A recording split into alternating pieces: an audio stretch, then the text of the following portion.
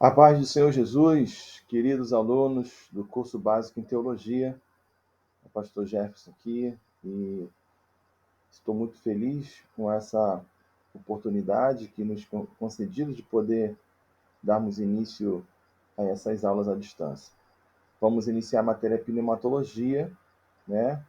E vamos orar, agradecer ao Senhor por esta oportunidade. Oremos, Pai eterno, em nome de Jesus, louvamos o teu nome pela oportunidade, neste momento, de poder fazer menção da tua santa palavra e, diante da tua palavra, Pai, queremos edificar nossa fé e, entendendo o nosso chamado que o Senhor nos tem nos dado como meta e responsabilidade.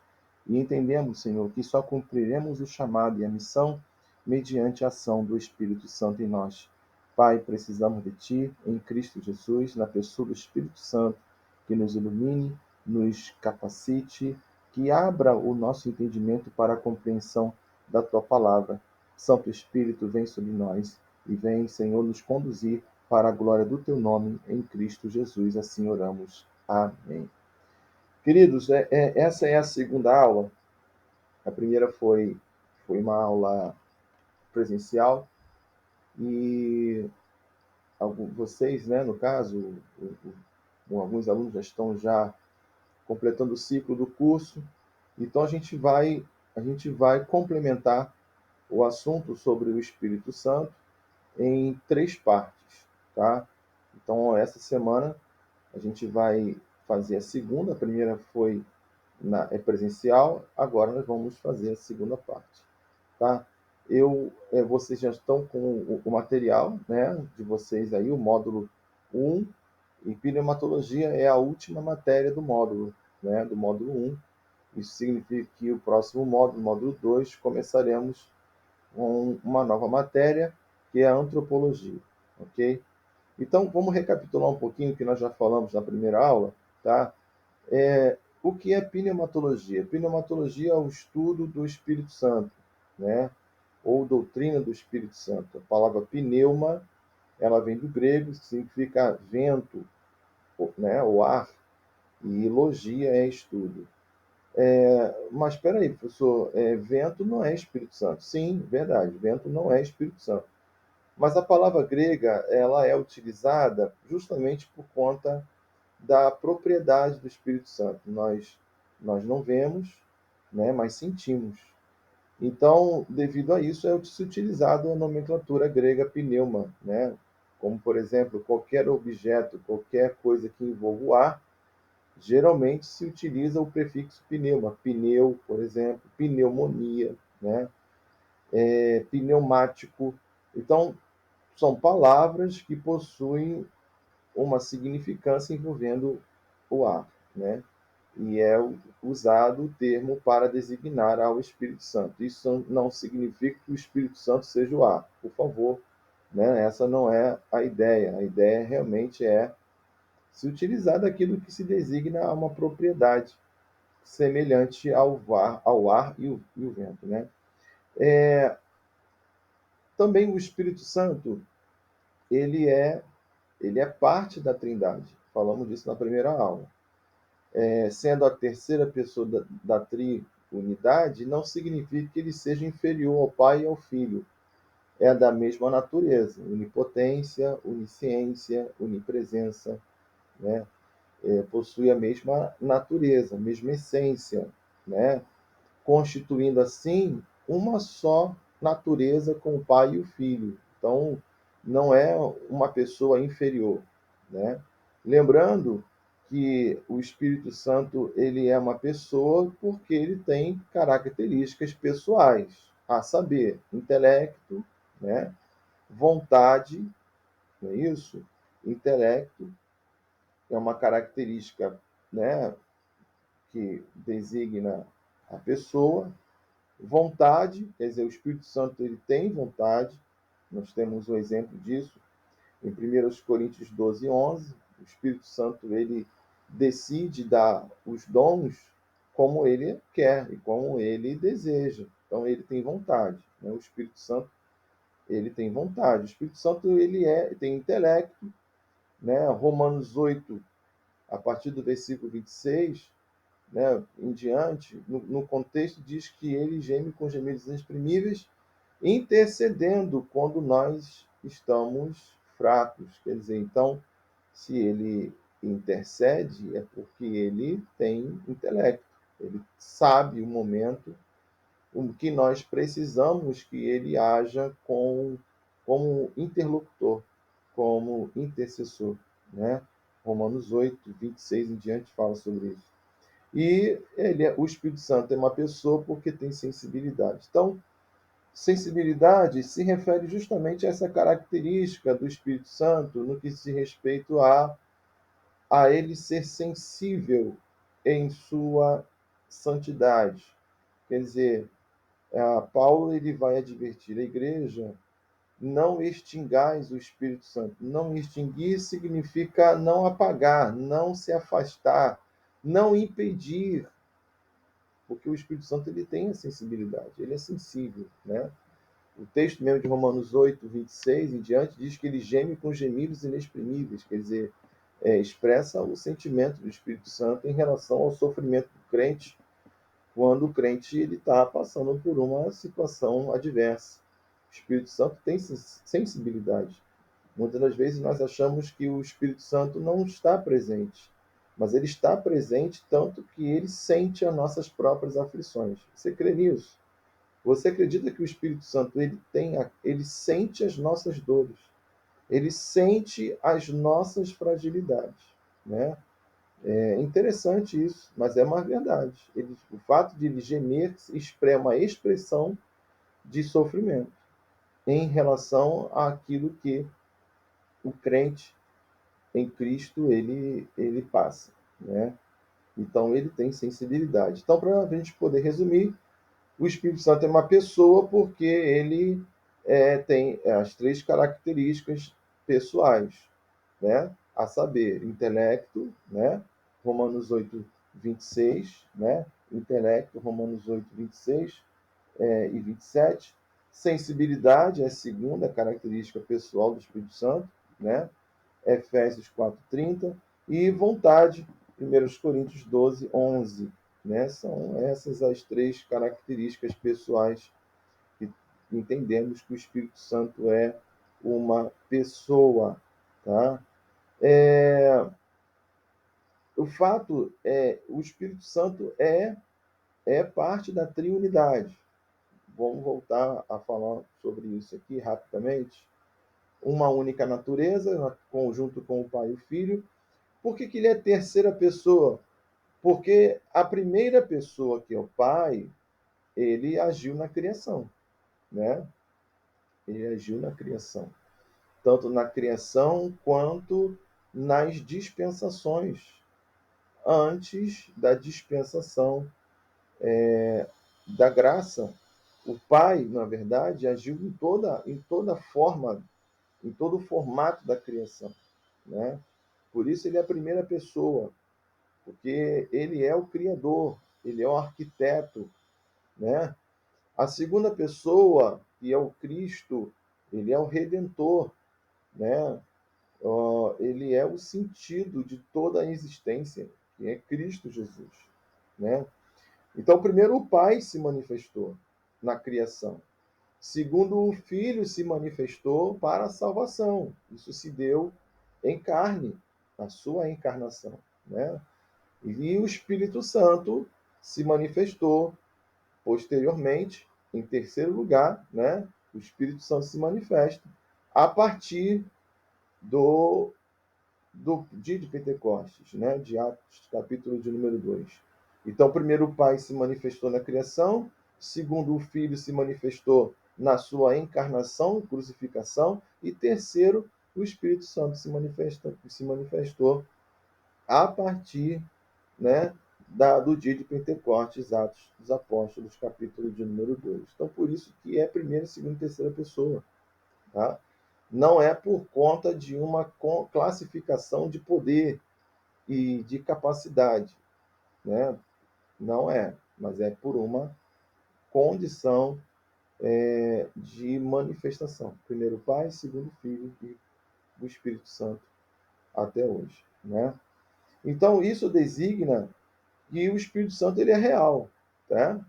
Por que, que o Espírito Santo ele é real? Primeiro, porque ele é parte da Trindade, né?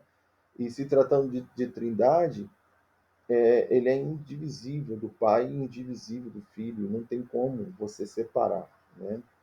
É claro que dentro dessa condição de manifestação, cada pessoa ela tem a sua característica de se manifestar. O Pai tem a sua, o Filho tem a sua, o Espírito tem a sua. Mas mesmo diante dessa distinção de manifestação, não significa que os três sejam três pessoas de natureza distinta, tá? Por exemplo, você é um único ser, certo? Mas você é composto, é um ser composto. Composto de quê? Espírito, alma e corpo, certo? Então você é um único ser em três essências. A essência do espírito, a essência da alma e a essência do corpo. Mas isso não te faz ser várias pessoas, isso não te faz ser vários seres. Você é um único ser. Porém, você é uma unidade composta. Composta do quê? Composta pelo espírito, composta pela alma e composta pelo corpo. Certo? Então, nós somos uma unidade composta. Um único ser dividido em espírito, alma e corpo. Ok? A mesma coisa é a Trindade. A Trindade é uma unidade composta. É um único Deus, ok? É um único Deus em sua essência, um único Deus, porém, em sua forma de se manifestar, três pessoas: Pai, Filho e Espírito Santo. Eu acho que isso aí está bem claro, né? Está bem claro aí em relação a essa condição. Tá bom? Prosseguindo aqui, a segunda, né? A primeira justificativa que o Espírito Santo é real, de que ela faz parte da Trindade. A segunda justificativa que o Espírito Santo é real é porque ela é uma pessoa, né? Características pessoais, intelecto, né? Sensibilidade e vontade. O segundo ponto que eu quero tratar nessa aula é que o agente que preenche, aproxima e conduz é o Espírito Santo. Então, o Espírito Santo é o agente que executa, que preenche, que aproxima e que conduz, né? O Espírito Santo é o que nos aproxima de Deus, né? O Espírito Santo é o que nos aproxima de Deus. Efésios, capítulo de número 2, versículos 18 e 19. Se você puder aí acompanhar, Efésios, capítulo de número 2, versículo de número 18 e versículo de número 19, que diz assim o texto. Versículo de número 18. Porque por ele ambos temos acesso ao Pai em um Espírito. Assim, já não sois estrangeiros e peregrinos, mas concidadãos dos santos e sois da família de Deus. Então, quem, quem nos aproxima de Deus é o Espírito Santo. Então, quem tem o Espírito Santo, ele, consequentemente, vai se aproximar de Deus, né? Então, o Espírito Santo é aquele que nos aproxima de Deus, né? É aquele que nos aproxima de Deus. Deixa eu só aqui botar aqui no teclado aqui para a gente poder dar continuidade. Então, é o Espírito Santo aquele que nos aproxima de Deus. Esse termo aproximar é como se fosse um elemento que aglutina o crente ao corpo de Cristo. É interessante isso, porque como pode a igreja ser um corpo com vários membros e são pessoas diferentes, pessoas com pensamentos diferentes, pessoas com origem diferente, com criações diferentes, com características diferentes, mas tudo pertencendo a um único corpo. Só o Espírito Santo para fazer isso. Só o Espírito Santo. Então, quando o texto vai falar que, porque nele ambos temos acesso ao Pai, em um Espírito, quer dizer, e assim já não sois estrangeiros e peregrinos, mas concidadãos dos santos, sois a família de Deus. Quer dizer, quando trata desse contexto familiar, é justamente entendendo que o Espírito Santo ele tem o poder aglutinador. O que é aglutinar? É verdadeiramente aproximar, conectar elementos totalmente diferentes em um único organismo. O Espírito Santo é aquele que nos conduz para que, diante de situações na igreja que há tantas diferenças, tantas divergências, tantas diferenças, mas o Espírito Santo é aquele que verdadeiramente nos aglutina, mesmo diante de tantas diferenças. Por isso que a igreja é diferente de tantas outras instituições. Por que a igreja ela é diferente? Porque se uma igreja ela é composta de crentes e esses crentes cheios do Espírito Santo, consequentemente, têm comunhão, né? E uma igreja que tem problemas em relação à comunhão, tem problemas com o Espírito Santo. Não tem como desvincular uma coisa de outra. A igreja ela pode ter os dons espirituais, ela pode manifestar dons espirituais, mas isso não significa que ela preserve o Espírito Santo. O Espírito Santo ele usa as pessoas de acordo com aquilo que ele quer e daquilo que ele quer falar e fazer. Isso independe da pessoa. Agora, o que depende da pessoa é a preservação da comunhão no Espírito Santo. Isso é a nossa responsabilidade. Quer dizer, mesmo diante de todas as diferenças, é nossa responsabilidade buscar o Espírito Santo para que ele verdadeiramente nos aproxime. E por isso eu quero aproveitar e dizer que não existe esse negócio de Cristo em casa. Por que é necessário que eu congregue na congregação dos santos, como diz a Bíblia? É porque é uma forma de evidenciar que eu tenho o Espírito Santo na minha vida, né? Dessa maneira, eu preciso estar junto, porque no momento de fragilidade, o Espírito Santo que age no corpo da igreja de maneira mística, se nós podemos dizer assim, o fato de você estar próximo de alguém e que essa pessoa está cheia do Espírito Santo, certamente você vai ser influenciada, porque o Espírito que há na igreja vai avivar e vai trazer vida para os fracos. Isso aí é mistério e é uma realidade, tá bom? Então, o Espírito Santo é o agente que nos aproxima de Deus e, consequentemente, nos aglutina a um único corpo, que é a Igreja do Senhor, né? Em Romanos 8:26, o Espírito Santo nos aproxima em oração. O Espírito Santo ele nos aproxima em oração. Já falamos sobre esse texto, mas é bom a gente dar uma lida aqui. Romanos, capítulo de número 8, versículo de número 26, que vai falar sobre a intercessão em oração do Espírito Santo na vida de todo crente, né?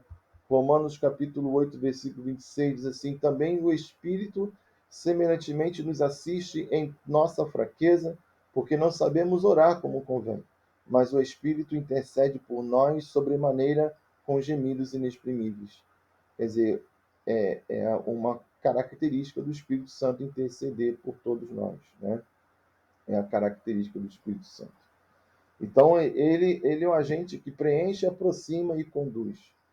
Por que ele conduz? Porque é aquele que vai orientar a igreja. Jesus mesmo ele vai dizer no Evangelho de João, né?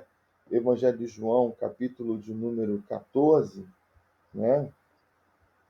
João, Evangelho, capítulo de número 14, ele vai falar sobre o Espírito Santo como aquele que é o Consolador, o Paracletos.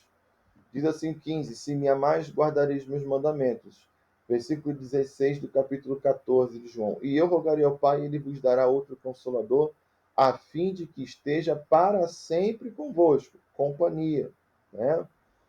Versículo 17: o Espírito Santo da verdade, que o mundo não pode receber, porque não o vê, nem o conhece. vós o conheceis, porque ele habita convosco e estará em vós.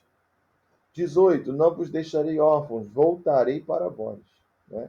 Aí no pouco o mundo não me verá mais, vós, porém, me vereis, porque eu vivo e vós também vivereis. Então, o Espírito Santo é aquele que está próximo, é o que dá direção, né?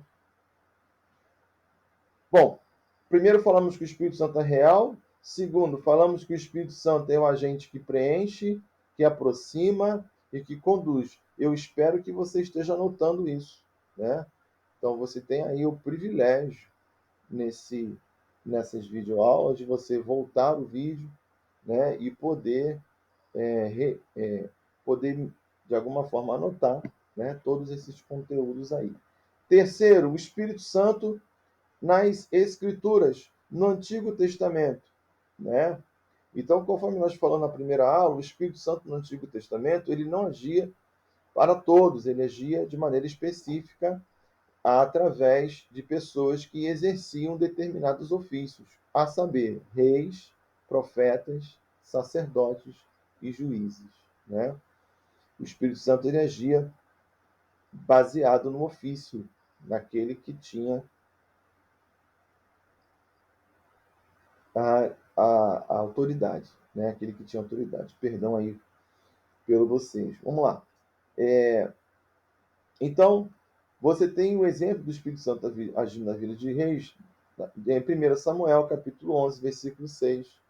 Você tem ali a manifestação do Espírito Santo, especificamente na vida de um oficial, né? E na vida de profetas, tem Ezequiel 2:2, e de juízes, Juízes 11, 29 e 23, né? Então, de que maneira o Espírito Santo agia? Ele agia na capacidade da execução, né, para o exercício de autoridade. E isso não se dava de maneira contínua, se dava de maneira pontual. Quer dizer, o Espírito Santo, numa eventualidade de necessidade, o Espírito Santo vinha sobre a pessoa, capacitava a pessoa para a execução de determinadas obras, e aí o Espírito Santo saía dela, né, e não habitava, né, não habitava. Já no Novo Testamento, o Espírito Santo ele já tem a característica de ser derramado, Atos 2, né?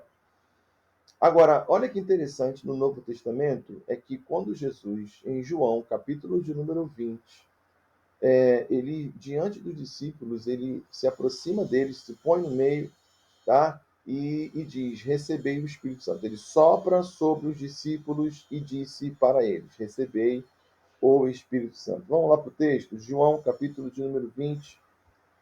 Agora o Espírito Santo no Novo Testamento. Estou dando uma corrida aqui para a gente poder alcançar o assunto proposto, né, dessa aula. Vamos lá. João, capítulo de número 20, tá? Versículo de número 19.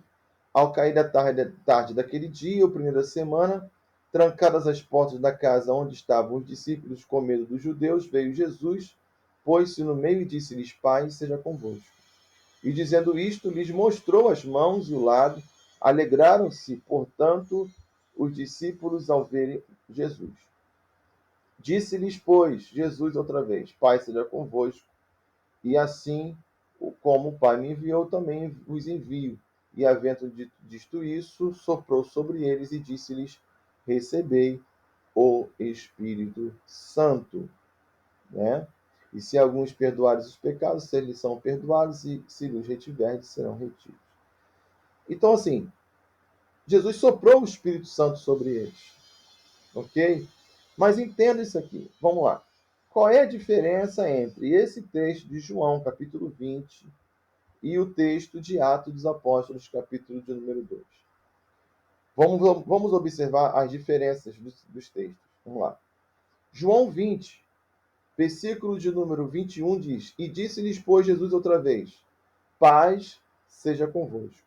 Assim como o Pai me enviou, eu também vos envio. E havendo dito isto, soprou sobre eles e disse-lhes, recebei o Espírito Santo. Vamos lá. Aqui, o Espírito Santo, ele ainda não estava exercendo a sua dispensação, porque até então a promessa do derramamento não havia se cumprido, ok? Então aqui não é o batismo com o Espírito Santo. O que é então, professor? Pensa comigo. No versículo 21 diz assim: assim como o Pai me enviou, eu também vos envio. Isso aqui é especificamente o ofício que Jesus está destacando aos discípulos e todos aqueles que seguem Jesus. Então vamos lá. Aqui os discípulos já eram crentes em Cristo? Se você observar, sim, apesar de estarem ali num contexto de, vamos dizer, de medo pelas perseguições, mas eles estavam sendo perseguidos justamente porque eles eram discípulos de Jesus. Agora, olha que interessante, em Lucas, capítulo de número 10, vamos lá para o texto. Lucas, capítulo de número 10, tá? Versículo de número 16 em diante. Diz assim: quem vos der ouvidos, é Jesus falando para os discípulos, quem vos der ouvidos, ouve-me a mim. E quem vos rejeitar a mim, me rejeita. Quem, porém, me rejeitar, rejeita aquele que me enviou. Então regressaram os 70, possuídos de alegria, dizendo: Senhor, os próprios demônios se nos submetem em teu nome. Mas ele lhes disse: eu via Satanás caindo do céu como um relâmpago. Eis aí vos dei autoridade para pisar de serpentes e escorpiões e sobre todo o poder do inimigo, e nada absolutamente vos causará dano. Não obstante, alegrai-vos não porque os espíritos se vos submetem, e sim porque o vosso nome está arrolado nos céus. Então, primeiro, Jesus deu autoridade para eles, ok? E eles estavam executando a obra, expulsando demônios, curando os enfermos, fazendo ali o que Jesus havia destinado para que eles fizessem. Então, aqui é Jesus, certo? Lá em João capítulo 20, Jesus disse: recebei o Espírito Santo, mas ele vai soprar sobre eles debaixo de uma palavra. Qual é a palavra? É a palavra do chamado. Vamos voltar lá. João capítulo 20. Capítulo 20. Jesus sopra sobre os discípulos, mas ele vai dizer assim: assim como o Pai me enviou, eu também vos envio. É o mesmo contexto lá. Só que agora, Jesus está dizendo assim: eu vou embora. Mas assim como o Pai me trouxe, me enviou, a palavra enviou é apóstolo, né? Ou apostoléu, que significa enviado. Ele diz: assim como o Pai me enviou, assim como o Pai me enviou, eu também vos envio. A palavra é apóstolo. Então, quando Jesus sopra o Espírito Santo sobre eles, é no desígnio do chamado do ofício. É uma separação para uma missão. Entenda isso aqui. Jesus vai dizer: assim como o Pai me enviou, eu também vos envio. Então ele sopra, ele vai dizer: e havendo dito isto, olha aqui, que está conectado com o que ele falou. E havendo dito isto, soprou sobre eles e disse-lhes: recebei o Espírito Santo. Deu para entender? Então, quando Jesus sopra o Espírito Santo em João, capítulo 20, versículo 22, no entanto, de uma confirmação para separar aqueles discípulos para uma missão. Agora, é claro que essa missão ela não se restringe aos discípulos em si, mas abrange a todos quantos seguirem aos mandamentos e os preceitos da palavra de Deus, da palavra de Cristo. Então, isso aqui não é uma coisa pontual que só aconteceu lá. Isso acontece conosco. Por isso que a pessoa ela pode aceitar Jesus como Salvador, ela recebe o selo do Espírito Santo, ok? Mas ela recebe o Espírito Santo também para que ela seja separada para um ministério, para um chamado, que é justamente o que Jesus está fazendo aqui. Jesus, ele sopra sobre os discípulos que já eram crentes. Me prova, então, professor, que os discípulos já eram crentes. O texto que lemos de Lucas 10. Jesus mesmo falou: fiqueis contentes, por vosso nome está escrito no livro da vida. É Jesus que está dizendo. Se o nome deles estava escrito no livro da vida, então eles eram crentes, irmão. Já eram selados pelo selo da salvação. A diferença é que agora o chamado deles, o ministério deles é específico a eles, dado por Cristo. Aqui é um ministério cristocêntrico, por isso que todos os quantos são chamados para o exercício de um ministério, ele tem o Espírito Santo, para que ele execute. Ainda não chegamos no batismo com o Espírito Santo, nós estamos na separação. Então, se é separado, é porque o Espírito Santo que habita nele o distingue, o separa em suas obras. E isso é o Espírito Santo que faz. Então, assim, professor, então, uma pessoa que ainda não é batizada com o Espírito Santo, ela pode fazer a obra de Deus? Claro que sim, meu irmão. Por que não? Agora, é claro que a partir do batismo com o Espírito Santo, é que verdadeiramente a pessoa ela é dotada de uma capacidade sobressalente a uma condição pessoal e natural, certo? Aqui é um chamado, João 20, 22, aqui é um chamado, e quem chama é Jesus. E quem recebe o chamado, ele recebe o Espírito Santo já o separando para o exercício desse chamado. Agora, é claro que ele precisa do batismo com o Espírito Santo. Ele precisa de buscar o Espírito Santo como um agente impulsionador e capacitador. Amém? Vamos lá, resumindo. Então, Jesus sopra o Espírito Santo sobre os discípulos para separá-los. Ora, se nós estamos falando de separação, nós estamos falando de santificação. Correto? Nós estamos falando de santificação.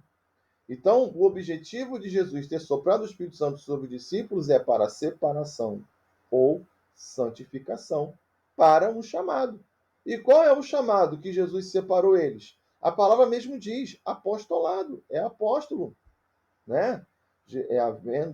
Assim como o Pai me enviou, eu também vos envio. Eu também vos envio. A palavra envia, enviado, o envio é apóstolo. Tá bem? Ok? Se vocês tiverem alguma dúvida sobre isso, vocês me dão aí um feedback aí nos comentários, tá bom? Vocês vão aí ah, colocando nos comentários.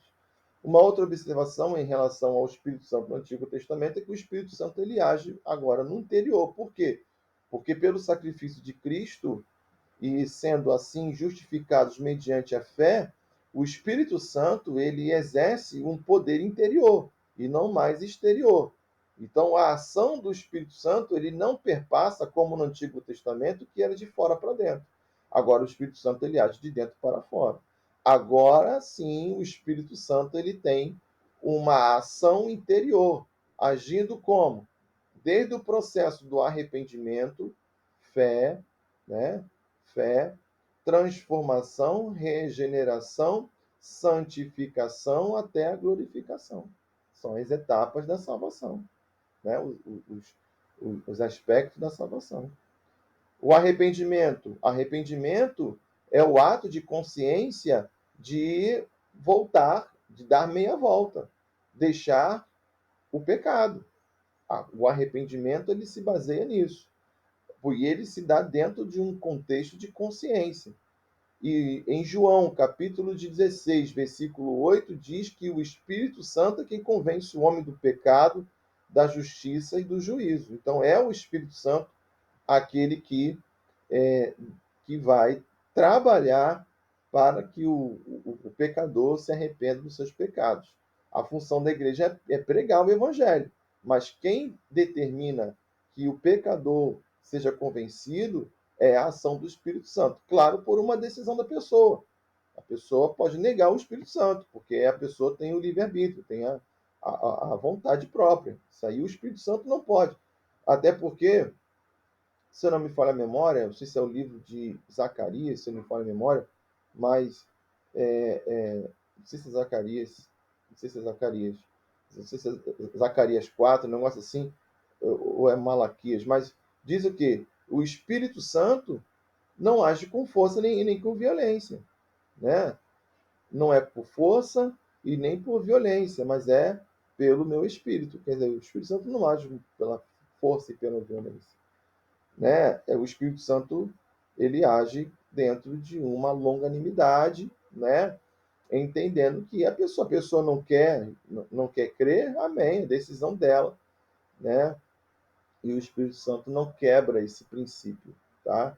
O Espírito Santo não quebra esse princípio, tá bom? Então, o Novo Testamento, o Espírito Santo já tem uma ação mais interna, né? Interna. Prosseguindo aqui, quarto ponto, o Espírito Santo é Deus, né? O Espírito Santo é Deus. Por que o Espírito Santo é Deus? Primeiro, porque o Espírito Santo é soberano, irmão, né? Ele exerce a sua soberania, ok? Tem gente que acha que fica. Eu já vi pregador dizer que ficou o Pai, o Filho e o Espírito Santo discutindo sobre a igreja. Gente, pelo amor de Deus, para com isso. É muita heresia. Como é que o Pai, o Filho e o Espírito Santo vai discutir sobre um assunto, sendo que eles têm o mesmo propósito? E isso em essência, quer dizer, não é uma questão de decisão. Jesus ele vai se referir ao Pai sobre a descida do Espírito Santo, dizendo: e eu rogarei ao Pai, mas não até porque Jesus ele está numa forma humana, né? Então, nessa forma humana, ele, dentro de um posicionamento inferior no que diz respeito à sua humanidade, ele se posiciona dentro da sua condição ali no momento. Eu rogarei ao Pai que vos envie o Consolador. Mas é óbvio que, diante dessa natureza divina, Jesus é Deus, assim como o Espírito Santo, né? Então, assim, não houve uma discussão no céu, não houve uma. Ah, Jesus implorou ao Pai para que o Espírito Santo descesse. Não, gente, para com isso. Isso aí é história de pregador de púlpito. O Espírito Santo não. Jesus, em momento algum, fez qualquer tipo de imploração a Deus. Até porque o Espírito Santo sempre foi objeto de promessa para toda a humanidade. Você observa o texto do derramamento do Espírito Santo, né? Isso, isso é uma abrangência. O próprio Pedro, quando ele vai falar, explicar sobre o Espírito Santo, ele vai citar o texto de Joel para explicar a promessa do derramamento do Espírito Santo, porque o Espírito Santo é o Espírito da promessa, ok? Então, essa esse argumento ele é falso, totalmente falso, e cria umas. É que, na verdade, os pregadores gostam de criar uma romantização, né, em relação a esses detalhes que são mais pretextos, né, do que verdadeiramente o que a Bíblia vai afirmar, né? É muita, como se diz, é muita fantasia, né? É muita fantasia que se coloca em torno de alguns pontos textuais que acaba o povo que às vezes não tem uma leitura mais assídua, né, da Bíblia acaba acreditando nesse tipo de coisa, né? Então o Espírito Santo ele é soberano, né? É, o Espírito Santo ele é cooperador, né? O Espírito Santo, é bom você até notar, o Espírito Santo é o agente executor da Trindade, tá?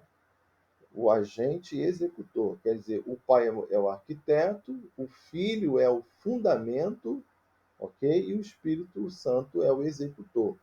Então, toda a execução da obra divina é executada pelo Espírito Santo, ok? É executada pelo Espírito Santo. Todas as obras de Jesus, em sua humanidade foi pelo Espírito Santo. Meu Deus do céu! Jesus, ele abriu mão, quer dizer, abriu mão não, é uma forma de dizer, mas o texto de Filipenses 2,7 diz que Jesus se despiu de sua divindade. Despir de sua divindade significa que ele se despiu de sua pessoa divina, da pessoa divina. Ele se esvazia de sua essência divina.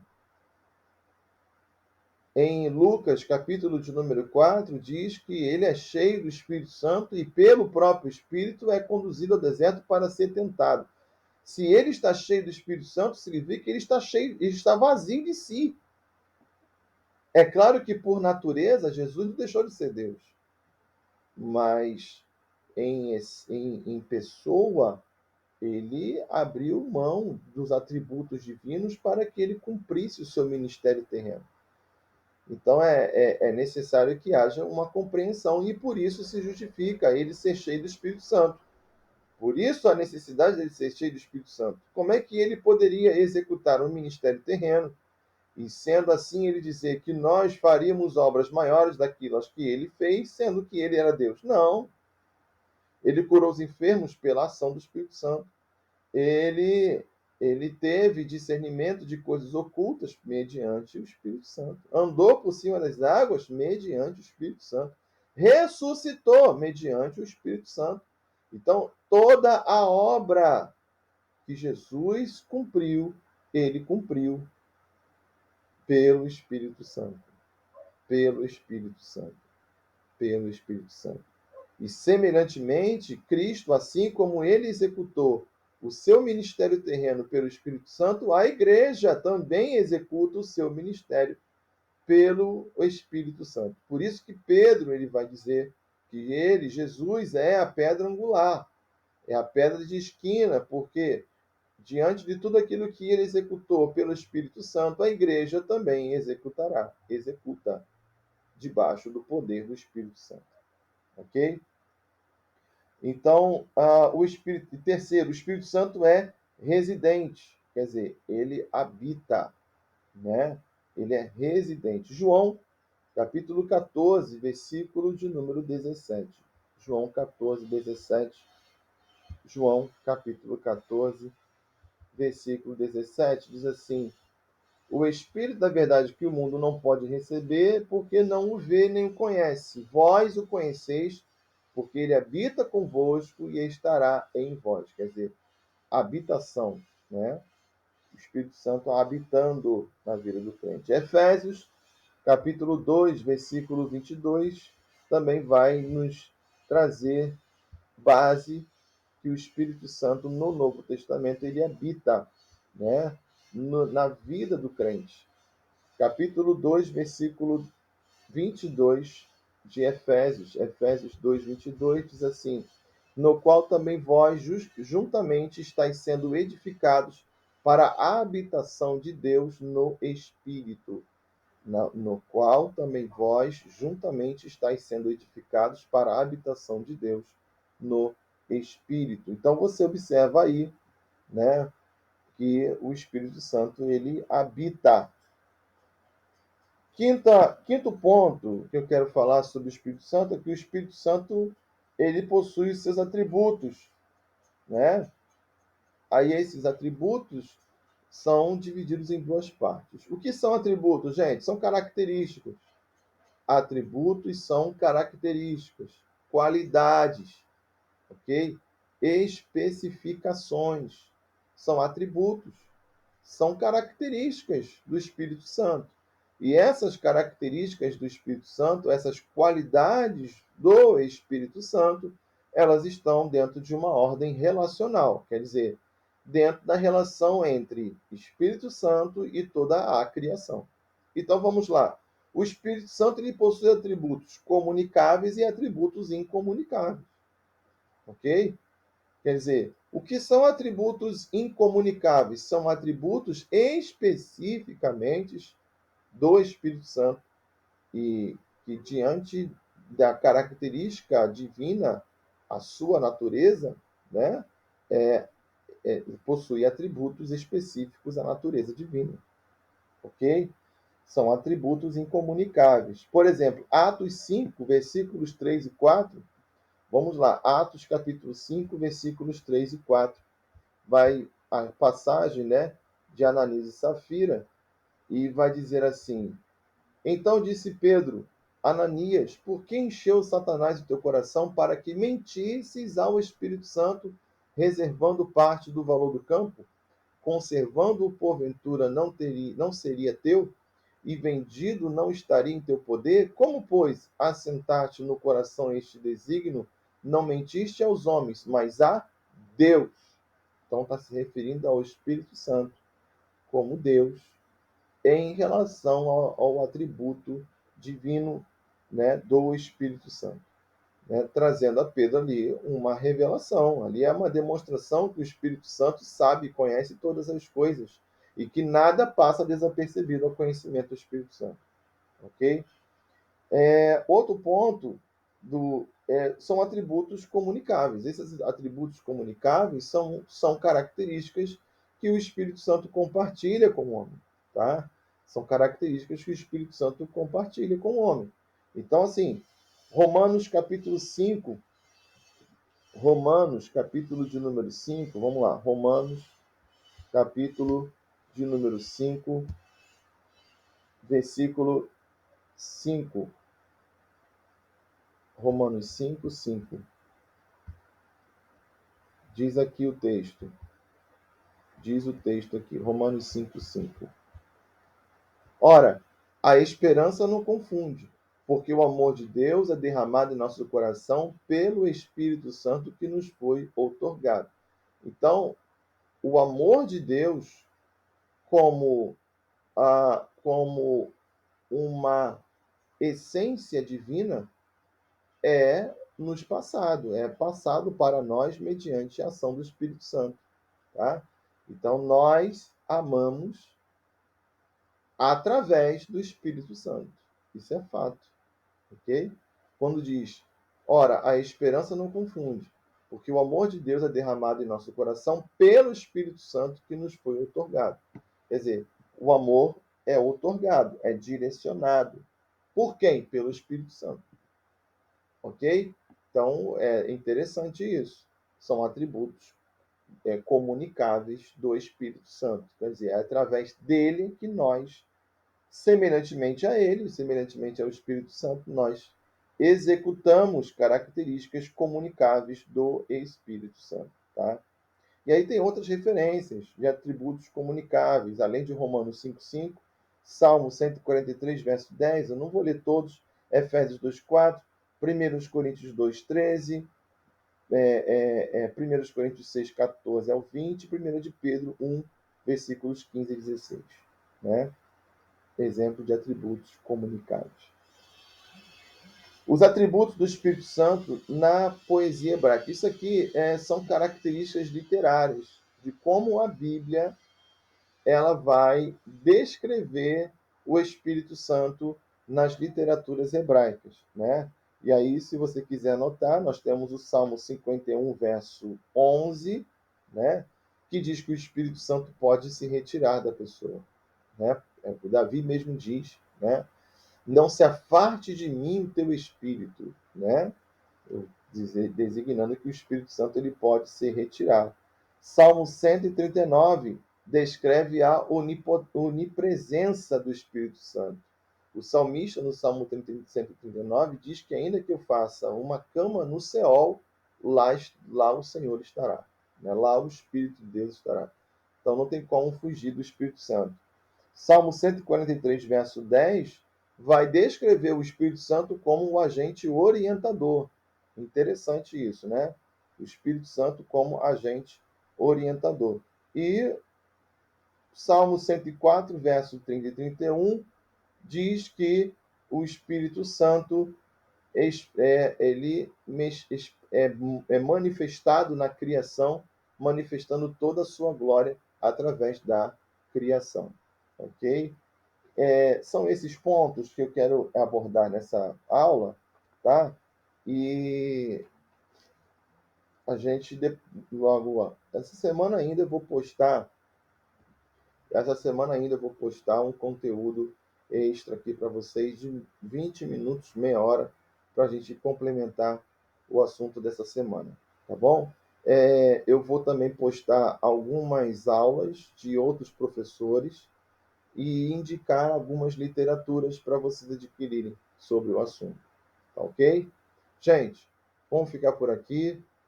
Deus abençoe vocês, tá? Qualquer dúvida diante de todo o conteúdo que nós passamos aqui, pode nos contactar pelos comentários, tá bom? Do link do YouTube, tá ok? E a gente vai se contactando pelos comentários, pelo chat. Tá ok, gente? Gente, Deus abençoe vocês. Fiquem na paz do Senhor Jesus. Ainda vou aqui fazer uma outra aula aqui para uma outra turma de bacharel, tá? Que Deus abençoe vocês. Em nome de Jesus, até semana que vem. Fiquem na paz do Senhor. Deus abençoe.